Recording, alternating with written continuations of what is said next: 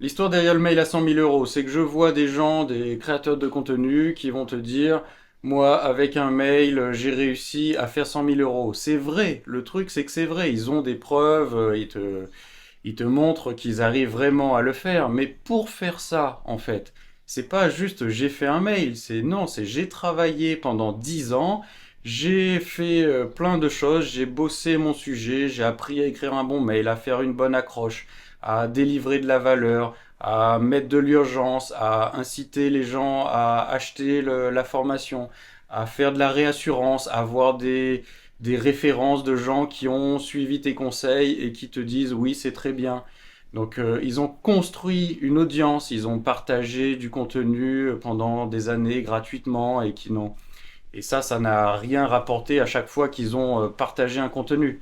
Mais effectivement, au bout de 10 ans, quand tu as travaillé tout ça, ben là, tu n'as plus qu'à faire un seul mail et ce mail-là va te rapporter 100 000 euros. Mais c'est pas le mail qui te rapporte 100 000 euros, c'est les 10 ans de travail que tu as fait pour en arriver là qui te rapporte ça. Quand tu commences une activité, que tu veux te lancer, tu essayes de voir qu'est-ce que font les autres, tu veux voir comment les autres font pour progresser, pour travailler, pour avancer. Et à chaque fois, ben, quand tu fais ça, tu es aussi en train de te comparer. Tu vas regarder quels sont les résultats qu'ils vont obtenir les autres. Et donc toi, tu vas te dire, est-ce que moi, je suis capable d'obtenir ce résultat-là aussi? Est-ce que je vais pouvoir faire mieux? Est-ce que je vais faire moins bien? Est-ce que je suis capable ou pas? Et donc tu vas te poser beaucoup de questions. Tu ne vas pas être juste en train de regarder, est-ce que je suis capable de faire ça, enfin comment je vais faire pour apprendre, non, tu vas te comparer et tu vas te dire je peux pas, et tu vas te fixer toi-même tes propres limites. Moi, ce qui me fait réagir, c'est de te montrer ça, c'est qu'en fait, quand tu commences quelque chose, tu es inconsciemment incompétent. Donc ça veut dire quoi? Ça veut dire que tu ne sais même pas ce qu'il faut faire ou ne pas faire, ce qui est important, ce qui n'est pas important. Tu vois juste le résultat, tu vois juste quelqu'un qui te dit, moi j'ai fait 100 000 euros avec ça et tu es incapable de juger est-ce que il a fallu effectivement 10 ans. Enfin, tu peux déjà te dire il faut 10 ans pour arriver là, mais tu ne sais pas quelles sont les étapes à faire, à parcourir pour au final, au bout de 10 ans, atteindre ce résultat-là. Après, quand tu commences à faire toi-même, tu dis, ok, tu es inconsciemment incompétent, tu dis, allez, je fais mon mail, hop, mon mail, il est fait, et je fais 0 € avec mon mail. Bon. Mais en ayant fait son mail, tu passes déjà une première étape, c'est que tu deviens consciemment incompétent. Tu vois qu'en ayant fait ce mail-là, ok, ben, je sais pas faire d'accroche, je sais pas qu'est-ce que je vais lui dire, comment je vais mettre l'urgence, comment je vais présenter ce que j'ai envie de faire, comment je vais packager ce produit-là, comment je vais tout enrobé. Enfin, voilà, il y a la forme, le fond, tu vois qu'il y a tout à travailler et qu'au final, bah ouais, il suffit pas de dire je vais faire un mail. Il y a beaucoup de travail pour atteindre un résultat d'un mail qui déjà va te satisfaire toi et qui va toujours générer 0 €, mais qui va déjà te permettre de faire une première satisfaction et de voir que, ok, je peux délivrer de la valeur et petit à petit, ben voilà, ça va commencer à générer des revenus et parce que tu vas commencer à créer de la valeur pour le client. Tu n'es plus à apprendre comment je vais faire, tu es à comment je vais créer de la valeur, comment je vais lui délivrer de la valeur et qui va pouvoir la recevoir et l'accueillir et du coup l'acheter. Une fois que tu es consciemment incompétent, l'étape d'après, c'est d'être consciemment compétent. Et donc, comment tu passes de consciemment incompétent à consciemment compétent? C'est en listant tous les sujets que tu vas devoir travailler, tous les points que tu vas devoir travailler, t'améliorer, progresser, et travailler sur ces sujets un à un pour les progresser. Soit tu progresses en bloc, tu vas faire des mails, si on reste sur l'exemple des mails, tu vas continuer à faire des mails, mails, mails, mails, et après, à chaque mail, eh bien, ok, je vais travailler le titre, je vais travailler l'accroche, je vais travailler le contenu, je vais travailler la conclusion, je vais travailler mon appel à l'action. Donc, je vais lister toutes ces compétences-là, et à chaque fois que j'itère sur cette activité-là, eh bien, je vais travailler une ou plusieurs de ces compétences-là. Et à chaque fois que je travaille, j'essaye d'avoir des feedbacks pour savoir est-ce que le point que j'ai travaillé s'est amélioré. Donc l'étape importante, c'est pas juste de travailler et de dire c'est bon, j'ai fait mon job, c'est aussi, c'est hyper important d'avoir le feedback. C'est, oh, j'ai fait ça, je me suis focalisé là-dessus et j'essaye d'avoir du feedback. Cette partie-là, comment tu l'as trouvé? Ce titre, cette accroche, cet appel à l'action, j'essaye d'avoir avec des pairs, avec des clients, avec des gens totalement inconnus, leur montrer ça et de voir le feedback qu'ils vont me faire pour pouvoir travailler sur ce point-là. Et donc ensuite, bah, tu travailles tous tes points pour devenir consciemment compétent sur chacun des points qui sont importants pour développer cette activité-là. Il y a une étape encore après ça, c'est de devenir inconsciemment compétent. Là, ça veut dire que tu as tellement fait régulièrement, tu as tellement pratiqué que tu ne sais même plus en fait quelles sont les compétences que tu as travaillées, que tu as bossé pendant des années pour arriver à ce résultat-là. Et donc toi, si on reste sur les mails, faire un mail qui vend, c'est quelque chose de naturel. Tu te poses plus la question du titre, de l'accroche, tout ça, c'est intégré, c'est totalement intégré et c'est totalement naturel. Tu ne te poses plus de questions. C'est naturel de faire un titre qui va bien accrocher, de faire une bonne accroche, de faire un bon appel à l'action. Tout ça est parfaitement intégré et tu n'as plus à réfléchir. Et donc ce sont ces gens-là que tu vois qui vont te partager. Moi, j'ai fait 100 000 euros avec un mail. Mais oui, mais ils en sont arrivés à cette étape-là où ils en sont inconsciemment compétents.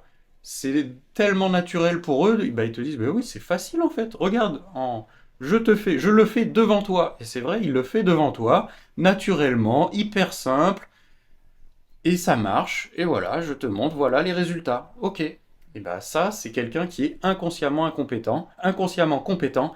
Il a déjà fait tout le spectre, il a bossé pendant des années pour arriver à cette étape-là et pour te montrer que c'est très facile, que tu peux aussi le faire toi-même.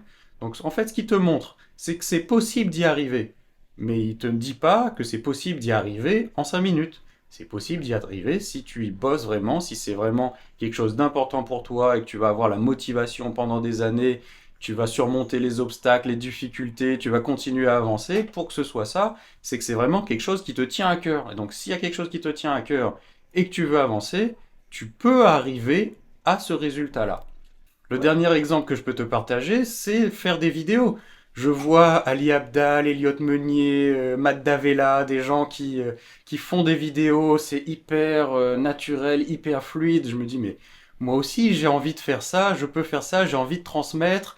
Je suis pas différent d'eux et donc il suffit de prendre une caméra, me mettre devant et je vais parler naturellement, exprimer ce que je ressens, transmettre ce que j'ai envie de transmettre, et ça va se faire naturellement. Et en fait, non. Tu te mets devant une caméra, tu es figé, tu es crispé, tu sais pas quoi dire, comment je vais faire, qu'est-ce que je vais me présenter, comment je parle. Et ça demande du travail en fait. Il y a déjà d'être à l'aise devant la caméra, il y a le titre, il y a le texte, qu'est-ce que j'ai envie de raconter, comment je vais le transmettre. T'as la forme, t'as le fond. Enfin, il y a énormément de choses à travailler avant d'avoir une vidéo qui ressemble à quelque chose. Et donc là, si tu me regardes, bah, tu vois là où j'en suis. J'ai un petit peu progressé, mais je suis très loin des youtubeurs qui font des millions de vues et qui ont une aisance naturelle devant la caméra. Et donc, pour tout le monde et pour toutes les activités que tu fais, tu vas passer par ces étapes-là et c'est tout à fait normal. Et il faut y aller sans se comparer, mais y aller en étant en se regardant à l'intérieur, qu'est-ce qui me motive vraiment et qu'est-ce que j'ai vraiment envie de faire, qu'est-ce que j'ai vraiment envie de transmettre. Comment je fais pour ne pas tomber dans ce piège de la comparaison? Eh bien déjà, c'est d'en prendre conscience. Et là, je te le partage, et donc toi aussi, ça va te permettre de prendre conscience de ce modèle mental que l'on a naturellement, de se comparer. Et une fois que tu as ça en conscience, eh bien là, tu peux plutôt te poser la question, ok, qu'est-ce qui me plaît? Que j'ai envie de faire? Et donc de prendre le temps de ressentir qu'est-ce qui est vraiment important.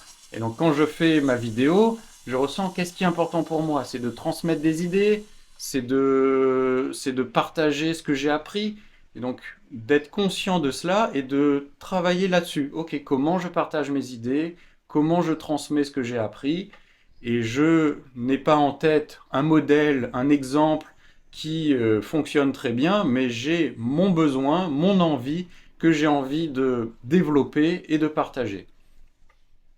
Et quand je fais ça, eh bien, j'ai beaucoup plus confiance en moi. Je suis centré sur ce que j'ai envie de faire, et donc là, j'ai plus confiance, je suis plus légitime, je suis plus à l'aise, je suis plus naturel, et c'est comme ça que j'arrive à avancer sans pression, sans stress, sans être figé, en étant dans le bien-être. Ça, en plus, t'apporte un bien-être, puisque tu es en train de faire quelque chose que tu as envie de faire, qui te plaît, et donc tu es forcément satisfait déjà de faire cette action-là. Ça t'apporte du bien-être, une meilleure estime de toi, juste en faisant, en étant concentré sur ce que tu as envie de partager toi.